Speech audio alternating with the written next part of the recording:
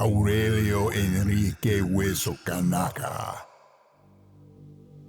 Your world takes one more step towards its end. But unlike your companions, you swim the currents of existence with ease and resolve. For despite your protests to the contrary, that which is strange is no stranger to you. In front of your path awaits a question concerning the one who steals eyes and speaks lies. But you cannot be the one to answer it. I have heard your past. I have smelt your future.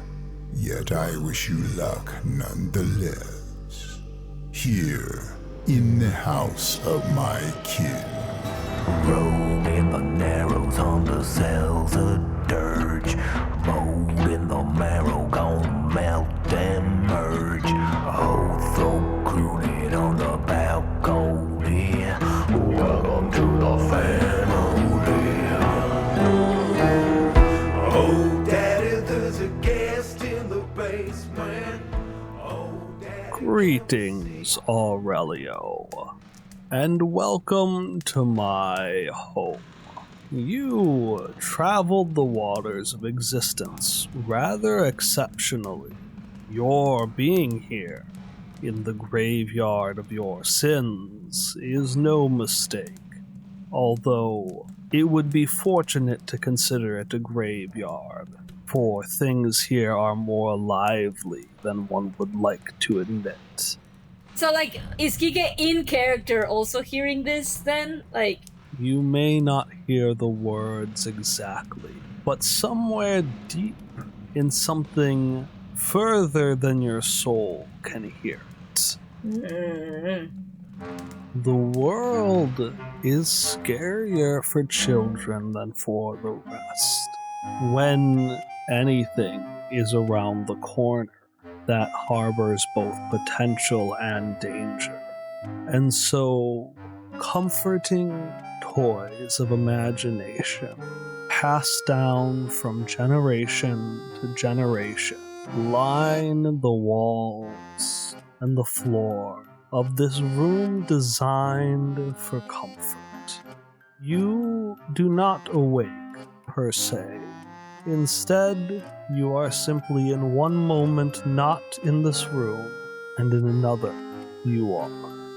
Is Ariel there too? What are they doing? The simple act of looking for one's kin is one not fraught frequently with danger, but exceptions can be made. Oh no. In my house, time is finite. Endings are inevitable. Every time you attempt something dangerous or difficult, the rivers of existence shall reveal a number between 1 and 20. Oh boy. These shall be compared to your own timer. Should the number the water provides be higher, nothing shall change. But should the numbers be the same or lower, Oh no. an ending shall be brought about. This is more dangerous than just rolling the same number twice. Your number begins at 1, Oh no. Oh boy. and it is time for a roll. This in theory is a freebie unless I roll a 1, right? Hold on. Where did this go? I rolled a 6. The ending does not come yet, Yeah. but the number increases to 2. Is there a way to keep the number at 1? I can bargain something. Unlike others of my kind, I do not bargain in baubles. I seek only the value of time. I'll keep that in mind when the number might be a little bit higher, I suppose. I still have things that I want to do before dying. dying times 2, before the traveling to an even deeper location.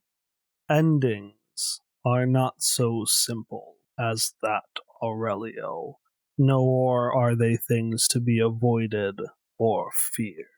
It's not fear, it's just a sense of duty for things. Righting some wrongs. Mysterious river voice.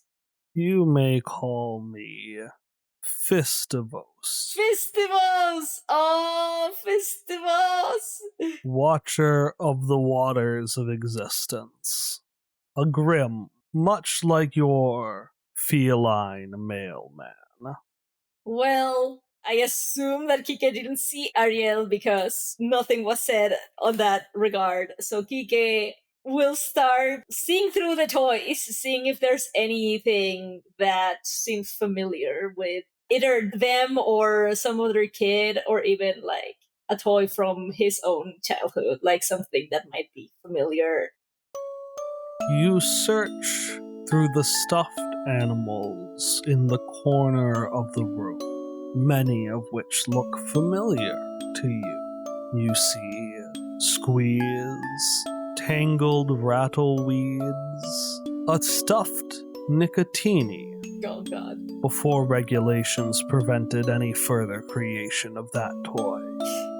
In the corner, however, you see, hidden in the shadows, what looks to be a feathery swan wing. Sensing your presence, the wing rises, splits in two, and reaches a height comparable to your own. This is no stuffed animal. This is a creature.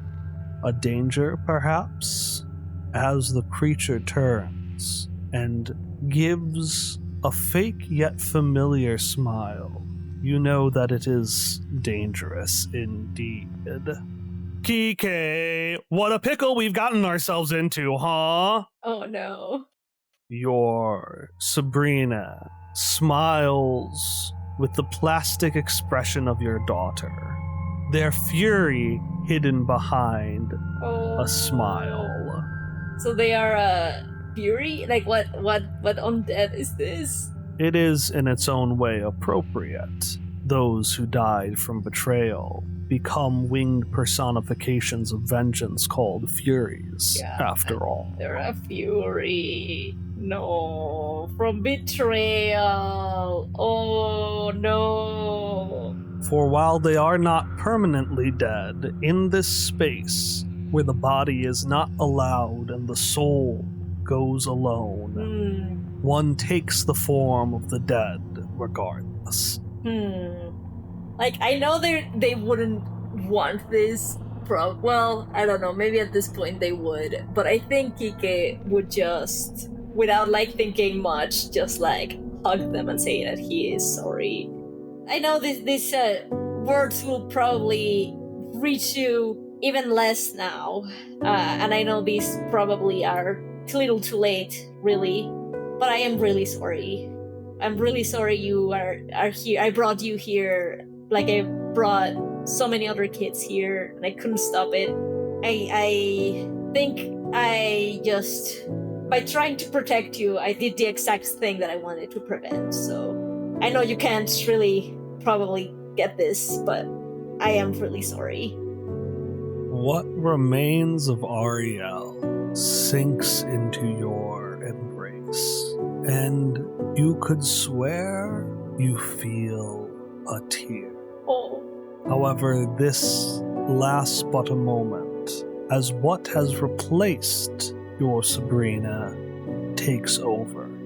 The embrace becomes harder, yet insincere, and the chattering, the mindless, endless chattering, begins. Oh, Quique, you're so silly. There's nothing to be upset about. Because of you, I got to become a super big star, and my musical is happening, and everything is great. It's great in this creepy, creepy house, and it's great being gone right before the musical is supposed to go on, and everything is great and cute, and your Sabrina tries to pinch your bony cheek. Oh god. Perfect. Let's go look over there. As if trying to dodge the conversation, the force guiding Ariel brings their attention to the set of dolls in the corner of the room. Yeah, so Kiki's gonna sigh and just like, yeah, I know it's too late, but I guess I'm a stubborn old guy. That's what centuries or more of living really give to one, is stubbornness, if nothing else. So even if this is a lost cause, we are both getting out of here, and at least I'll prevent you from ending exactly like the others.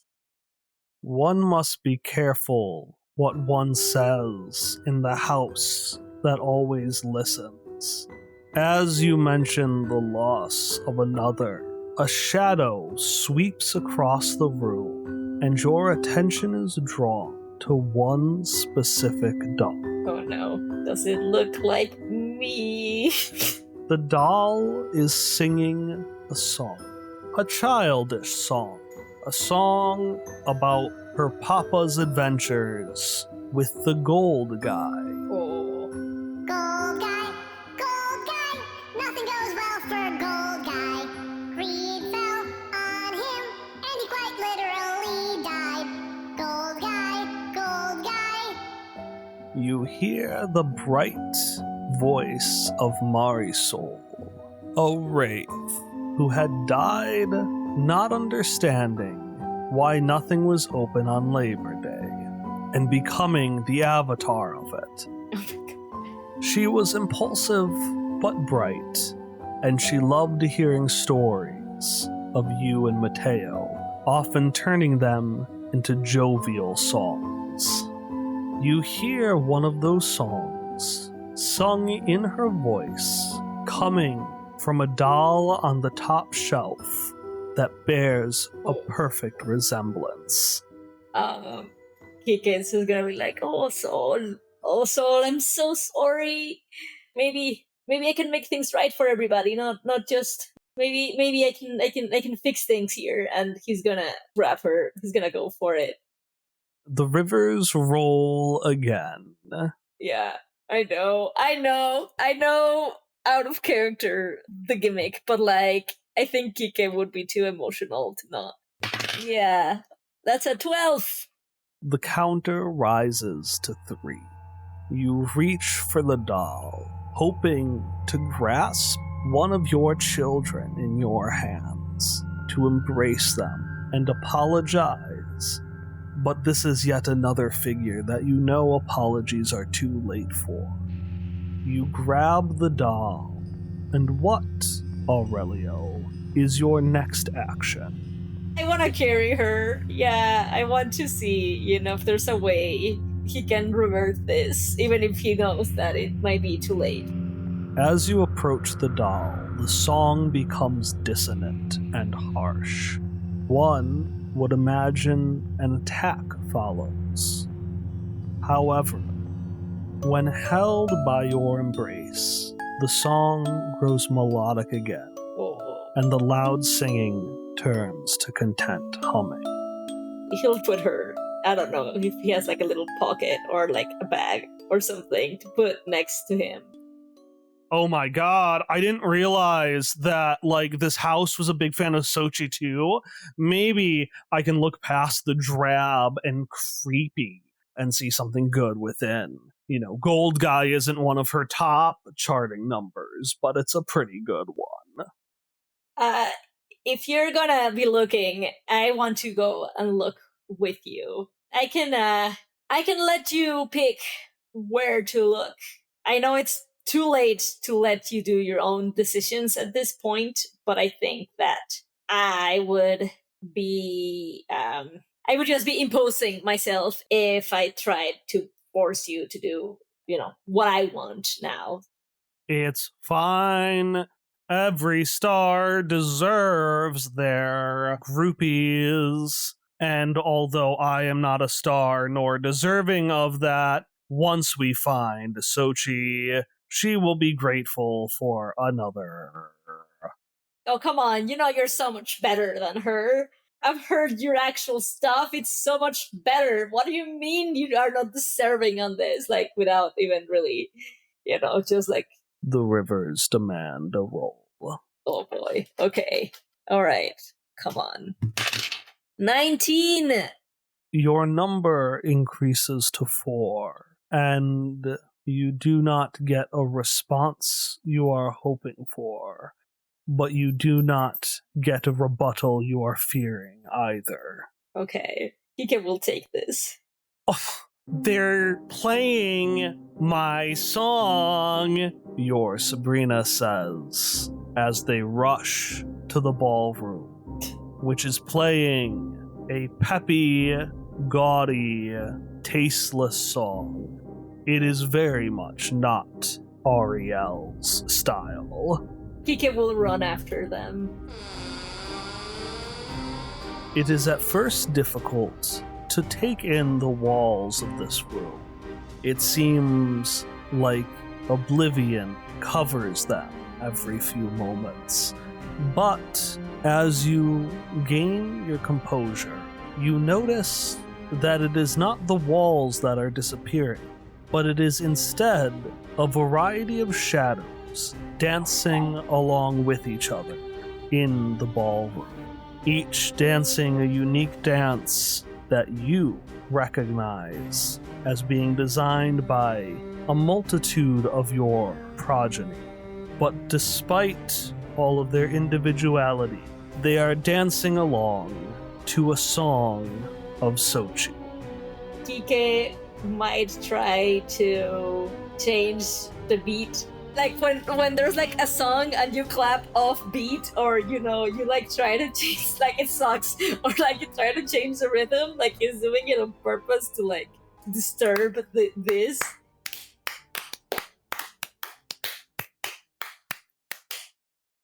The claps reach the rivers, which provide another number. This is fine. Let's see. Oh god. What is this? Oh no. That would be a 4. The counter returns to 1. Oh boy. But an ending comes. How does your clapping successfully, at first, adjust the tune of the room? Well, I think I wanted to, like, I know you said, like, they all dance individually, but also to, like, this same rhythm, and I want to, like, break that so that each is probably, like, still dancing, but, like, actually to, like, their own original thing without following, you know what I mean? Like, doing their actual... It looks like a panicked run. It sounds like a poorly performing, newly established middle school band. But the dancing is authentic. The dancing is genuine. And the shadows begin to fade. These you, Sabrina, you notice their tune becomes out of tune. What was once major becomes minor. And they seem to start their own song. However, you cannot live in this moment for long, for ripples of green brush past all of the shadows, and as it does, they return to full form. Their chaotic, individualized dancing turns into a perfect choreography. Their haphazard yelling, a sweet harmony, and the voices of your progeny are no longer recognizable. Ariel's eyes grow frantic, fast breathing of excitement or perhaps fear. They look not to the door, but to some part of the house, just a corner of the ceiling, as a voice echoes. Hey there, everyone! Sochi's here.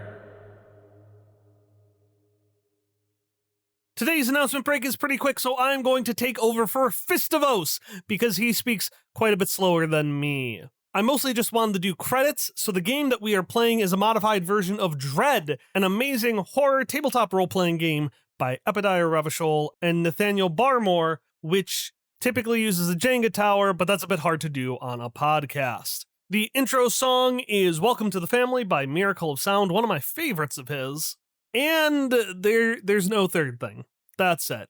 Thank you for your patience as I got these episodes out. I am going to be releasing a lot more content, including a Flashback Future spinoff. You might have heard about that in a previous announcement break. And you will get more news about that in future announcement breaks. But if you want to be ahead of the game in Quest Friends news, interactivity, and pretty much everything else, check out our Discord. It's linked below. It's fun. It is by far the most active hub of Quest Friends fans. We have had 3 episodes with 3 heroes undertaking 3 different role-playing games. All of them converge next episode on Journey to the Afterworlds Part 4.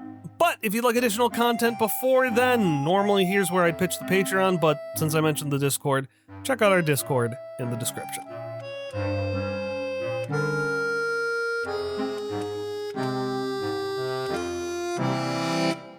Quique will quickly take Ariel's hand, seeing them upset.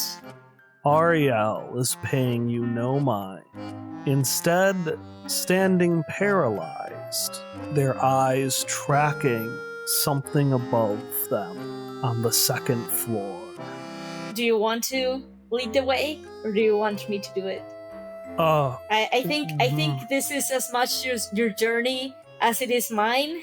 Well, I mean, it's not quite, why would we need to, Quique? Sochi's here to lead both of us.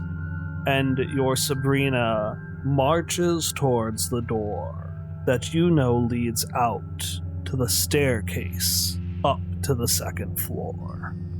As they go out, Quique will turn to that corner of the ceiling and say, "See, they talked! They talked! They didn't sing for a little bit, but they did it!" As they leave the door after. Oh, Aurelio, your optimism is admirable. I can see why death gave you its favor. You know, when you have nothing left, the only thing that you can have is optimism. You know, you don't have anything else but hope. Aurelio, you have quite a considerable amount to lose. Quique, under his breath, will be like, "I'm also really good at bluffing." You follow Ariel up the staircase towards the 2nd floor. The walls around you bleeding a sickly green, and the artificial peppy singing growing louder, as if the shadows of the building itself were singing, because the shadows in the corners of the building are singing. On the 2nd floor, your Sabrina charges towards the main suite, their eyes peeled not on the doorway, but on a segment of the wall. That's fine. I think Quique will still follow them. Because, like, Quique, like, knows it's, like, too late to, like, give them their own space, but, like, he wants to, like, try to still, like, he thinks that maybe that might unleash their persona, you know? Unleash their sense of rebellion. The rivers demand another number. Okay. 3. The number which had returned to 1 rises to 2. Ariel reaches for the door, getting so close to the rocks that the siren calls them to, but stops. Their ears perk up, and they turn as if hearing a sound in the garden. Quique will say, how about we go to what was bothering you in the suit first, and then we can go to the garden. Would you accept a compromise? Poppy, you're always so forgiving and loosey-goosey. That's what makes you so easy to play with. The door opens, and Sochi looks at you, her tail already ensnared around Ariel like a python constricting its prey. Quique looks at her. Just tell me why. You know, you just seem to be obsessed with this, and he's just gonna like point to the whole house. And the question is why? What did we do for you to do this to them? I let them come here. I knew they were looking for you. I wasn't being played at. I knew that they were coming and they were looking for you, and I was looking for you too, because I think it's time that you give an explanation as to what did we do. When will you stop? Oh, Poppy, you think you're so special and important. You think you matter oh so much.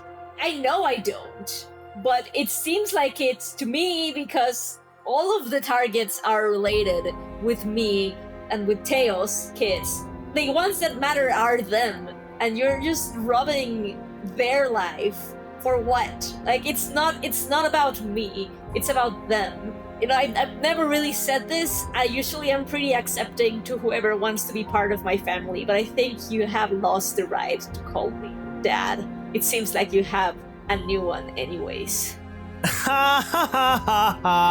You're so funny. Even in your little monologue, you act as if, by simple fact of being one of Father's aberrations, you have control over this world. But unfortunately, this is my house. These are...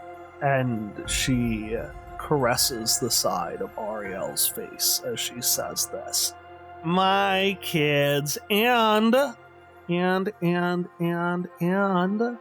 this is my arc. This is the Sochi arc. The story about Sochi. Even the episodes I'm not here, you're still thinking of me. This is my world. And in a world, for me, why would you expect me to be the one to do the work? No, I have people to speak for me, she says, touching the bottom of Ariel's lips.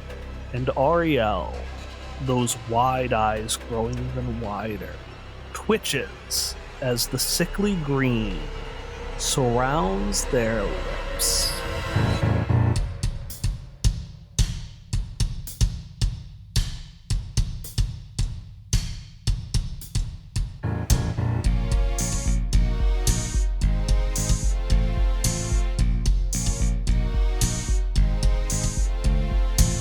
My God, Quique, you're sharp as a glue.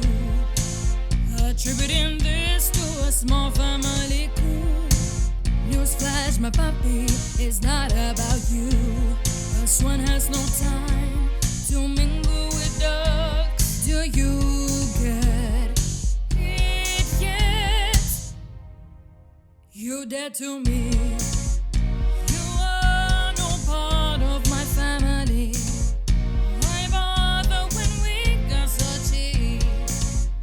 I wouldn't care, I wouldn't think, wouldn't cry if you died.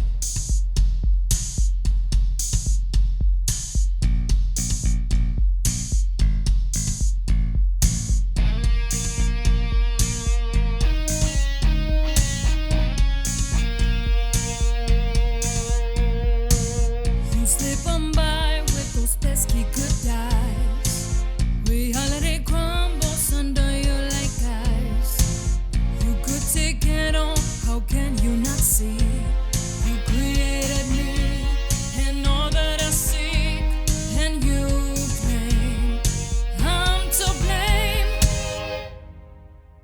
dead to me. You're dead to me. You are no part of my family.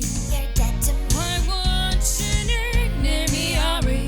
You're dead to me. I wouldn't care, I wouldn't think, wouldn't cry if you Die. Un momento. El burro hablando de orejas. You saying that I am the selfish one and that I think everything revolves around me. And what is this? What is this song you're saying about your world, about you and everything going according to your plan? When in fact, to me, it seems that whoever you call your father is the one that is truly pulling the strings here. At the end, you're nothing but another puppet. You're truly the thing that you claim your kids, my kids, are. But you are the most hollow and the most puppet one of them all, because at least them have originality. At least they were individuals to begin with. But now I see that you weren't even one at the start. And I know that you know that, and that is what scares you the most. Stop! Oh, Quique. You speak so strong for being so right. You played the game, well, let me play it too. You have only one muse, she plays the loser. I plays the world. They're all singing for me. They don't give a shit about creativity. How can you still not see? I'll make it clear when Sochi sings. Dead to me, your kids will sing. Dead to me, the world will sing. He's dead to me. Quique, you had me go through all the effort of having little Ariel go through all the effort of making a song, and you ruin it like that? Well, I mean, harmonically, it was awful. You're so right, Ariel. You're so smart there, dear. You can keep telling her about the harmony. They know way more than you do. You just pretend that you know, but in reality, what do you know about music? You steal everybody else's ideas. Even what you claim your own songs are nothing but stolen songs from somebody else. Because you don't actually have originality yourself. What do you have if you strip all of your so-called kids from you? You don't have anything. Oh, Quique. Oh, Quique. Oh, Quique. Oh, did I touch a nerve there? Sochi, your enemy, releases Ariel from their grasp and slithers in your direction. I'll step between Ariel and her. I used to be proud of you, you know. I used to think that you were actually special, were actually something to be proud of, but I now realize the mistake that I did, and I tried so hard, but no more. If you want a final thing, do it to me, but don't do it to them anymore. Oh, Quique, you still don't get it. I don't care about them. I don't care about you. I care about me.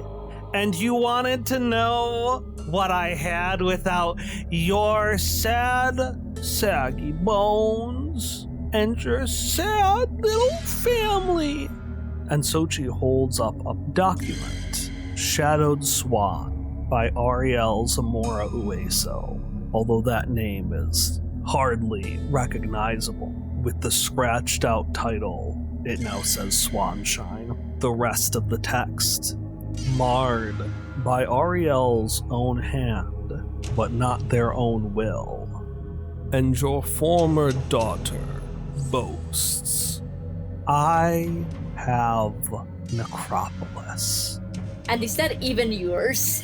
Is there any way I can try and take it away from her? The rivers demand a roll. What's this? That's at 6! The counter goes up to 3. Aurelio, how do you take the script?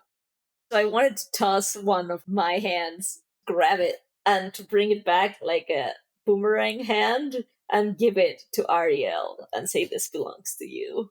Oh! Even my furious screaming is melodic. Isn't that something?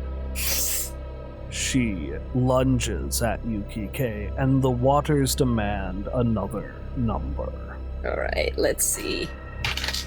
A 9. The counter rises to 4. How do you dodge the lunge?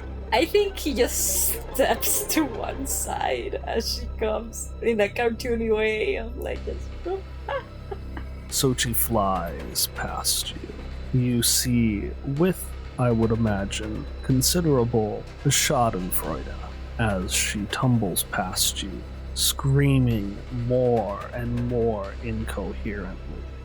You're not even in control of where you go. You're not in control of anything. Ariel looks at you and looks at Sochi and looks at you. The garden was next! And they race towards the garden behind the glass door. You're right. A promise is a promise, but hey, there's a glass door over there. So just, this is not saying that you can't go there, but just don't crash into it. Open it first. Your concerns are cut off by the sounds of shattering glass. Yeah. Are you okay? And it's just like, speed up.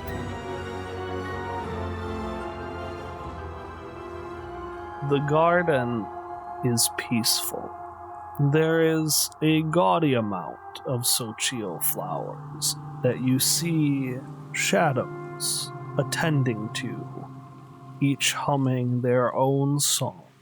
But in a corner, you hear a song that has not yet been stolen by Sochi, sung by one who cannot speak. I want to go to that song. The song gets quieter and urgent as you approach. You round the corner and you see another one of your family hiding in the bushes, her finger from her left hand pushed up to her lips, looking at Ariel. And having been found by you, Yunuin lets out a really frustrated sound. What? Before freezing and realizing that she has been caught in something far worse than hide and seek. He's gonna look around. What? Chaparra, what are you doing here? How do you, what? Did she follow you? And she's gonna like look at Ariel and then look back at her. You're the least one that I want to see here. What are you doing here? Did you follow them? Did you follow your sibling here somehow? Yunuin stomps her feet. And I must agree with you there, Yunuin. It is surprising that Aurelio is so surprised by this turn of events, knowing that the apple does not fall far from the tree. And just a question, is she a human? Like, is she a girl? Or is she like an undead of some sort? As Yunuin makes her expressive sounds, you notice that on the top of her head, one fuzzy ear droops like the rest of that half of the body, while the other moves around in a very animal-like fashion. And you also realize that hidden in the bushes is a small furry tail. Yunuin made it to this place by sneaking into the party, sneaking aboard your van, God. and generally getting up to all kinds of mischief. God. And like all of those who die causing trouble, she has become a kitsune. A kitsune! Oh my god! What? Oh, I love kitsunes. Whoa. Anyways, Kike is both really scared. Like, now, like, his optimism and his everything, like, it's a little bit broken because now there's, like, an unexpected additional party here. Like, now he could lose 2 kids instead of 1. I did warn you, Aurelio. You didn't warn me of anything. What are you talking about? This could get worse. I didn't expect this could be the kid. This could go. I mean, don't get me wrong here, Chavar. I'm proud of you in a way. Like, this is something that I would have done. And you know, I think and we're all thinking he'll say, I think Auntie Sparky would be really proud. Don't tell her that I said that. I mean, okay, just and he's gonna try and like get her on his back. Okay, just come here. I know you're a little, you're getting bigger. She shakes her head and puts a finger up again. Okay, we're being real quiet. Are we hiding? We can hide together. We can walk together, hiding together at the same time. What are we hiding from? 3, 2, 1, ready or not, here T.O. Lionel comes! Oh no. I thought this could not get worse. I thought this was rock bottom. I think things are lost now. Everything is lost. You know, I was bluffing on my optimism here. This is rock bottom over here. We are doomed. We are doomed, everybody. What are you doing here, Lionel? The waters demand a roll. I rolled a 5. The counter goes up to 5. Oh boy. I don't like that I've been rolling so low. Primo Quique? What are you doing here? I don't know, I was just hanging out. I thought this is the party, right? I was at the party and someone knocked me in the head and then, well, now I'm here. The skull of Lionel, disconnected from the rest of his body, says to you as it hops around the corner. Oh, so I guess, I mean, yeah, I guess you did. It did fall into the fountain, didn't it? Why here? I mean, nobody else is here. I mean, nobody, as in, like, Sparky isn't here. Why you and nobody that's more competent? Yunuen, though not seen by you, as she is behind you, laughs to herself at the competent comment. She puts her hand out for a fist bump from Ariel, who without thinking reciprocates it. Oh my god. Before returning their hand tightly back to their chest in shame. Oh my god. But Kika didn't see that, right? No. Okay. You cannot see but red. This is becoming too crowded. Okay, this is the situation. We are in a very potentially very problematic house. There's just openly saying it to you, Sochi, the one, you know, you were invited for the concert. She's basically might have made a deal with the devil or with something. I don't know. She really... Wait, she made a deal with the grocery store guy? No. Not a literal devil. This is with the evil, with the overlord of all evil. I don't know. This was all supposed to be a very personal journey for me, and now you're here, and I don't understand. This kind of shifts everything.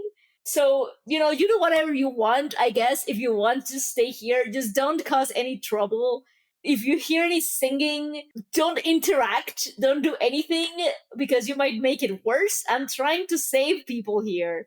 So you can stay here and have fun. I am going to take my kids, try to figure out how to leave this house. Unless you have any knowledge of any secret locations.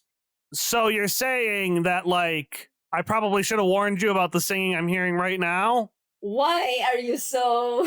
The rivers demand a roll. God. What's this? Oh no, that's a 3. That is a 3. Am I going to switch bodies with Lionel? Lionel's voice gets louder. So loud, in fact, that you cannot hear the singing he's referring to. The shadows of your progeny, turned green again by Sochi's magic, push you back, and you clatter to the ground. And as you get up, you notice 3 things. You see the shadows dragging the script which you have dropped to the ground. Oh god. You see Unuin holding on to the script for dear life. Yes, my kid! And you hear the one person in competition with Sochi for being the absolute worst, yelling in his normal volume in your ear because you realize that his skull has been entangled with your neck. Oh no. How? How? No! This is like awful. Oh, Jesus, no. Consider that a pick-me-up. Thank you there, Primo! Quique will just like scream. Is that the new game? Are we playing the Scream game now? Oh no! Oh, he's gonna try and like bat it out. Well, actually, he's gonna like toss a hand to go and help Yunwen with the script as he's like trying to bat the other. Like, come on, I'm trying to multitask here. I don't need this. I've had literal nightmares about this exact scenario happening. I cannot. He's gonna roll on the floor, trying to dislodge the head. Please no.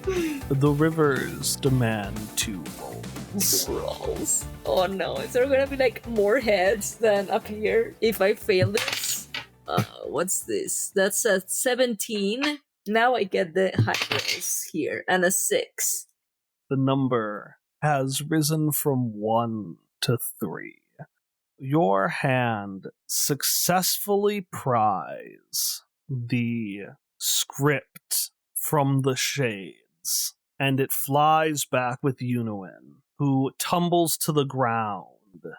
Ariel reaches for their sister for a moment in concern, then reaches for the script, and finally does nothing but stare in a direction through the bushes. I think Quique is going to roll towards where Sochi is. Like, maybe he can destroy her through the power of the most annoying thing in the planet, barreling right to her. The rivers demand a roll. I rolled a 3. No. Following your Sabrina's gaze, you dive through the bushes. As you tackle and grapple with Sochi, what is your only thought in this moment? I'm going to free my children from my mistake. Your hands feel slime, and you feel a wetness on your face. And as you look up, you no longer see a singing siren. You see a true siren, the mermaid tail fully enveloping Sochi as her green web-like hands, which are latched onto you, extend up to an aquatic head filled with sharp teeth and a single dangling orb in the front, akin to an anglerfish, That's fun. having caught its prey. Oh no, that's less fun. You really have a death wish, both you and your muse, don't you? You cannot stop this monster. Not alone, and definitely not with Lionel. But you can hold it off long enough for Sochi. Oh, Sochi. Yes, Ariel? The creature maintains her bestial form, but attempts to put her voice back. What is it? Oh, I found the script for you. Really? Yeah, so why, Ariel walks through the bushes, their eyes wider than they've been all day, as Sochi slowly recedes back to her beautiful face. Ariel makes it through the bush as the last scale on her palm recedes. I just have to finish something first.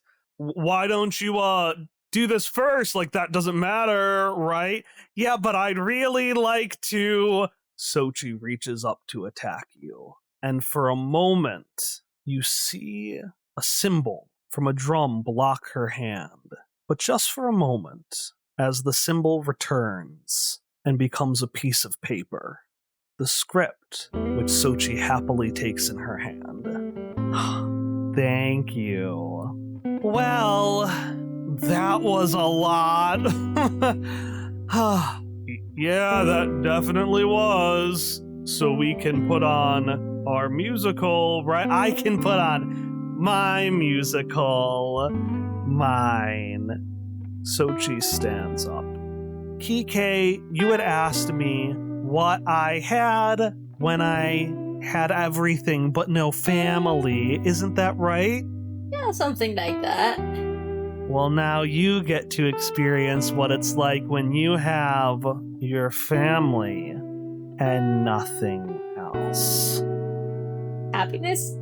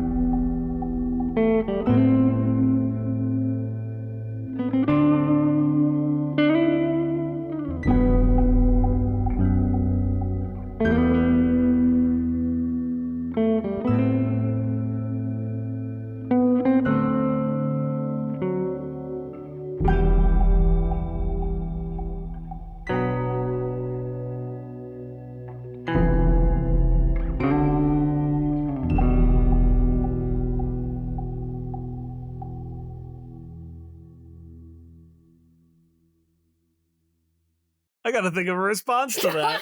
You fucking got her. You got her real fucking good. Oblivion. Quique, you get nothing but a sad, inevitable end. Well, you always have to have the last word. Fine, if that makes you feel in control of things. I suppose the apple doesn't fall far from the tree. You're not my apple. Quique, the two of you are kind of trying to outdo the like final word with each other thing here, so I mean, you Do you want to have the final word, Lionel? Is that do you have something to contribute here? Oh, Lionel knows when he's not wanted. Essentially, I'm going to give you. I made this map. It's 2 different links. So here's link 1. God.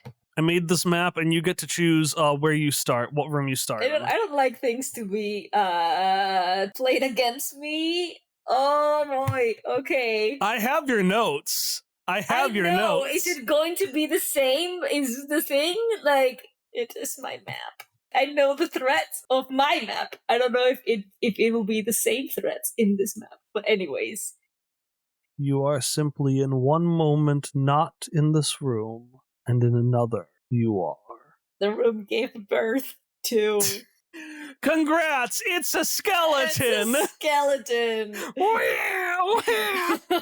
It's the trope of like, oh yeah, you came out old, just Quique was born a skeleton. Yes. He was tired before he lived. Yeah, honestly, that's a mood. To be fair, there are 25 of you that were just born as skeletons. That is true. And, you know, who is the real Quique? The world will never know. Exactly. This, in theory, is a freebie unless I roll a 1, right? Oh god, where did this go? It'd be very funny if you started with a 1. No, I rolled a 6. I am not Hallie. Come on. However, I did get 6, so that's also very thematically Hallie.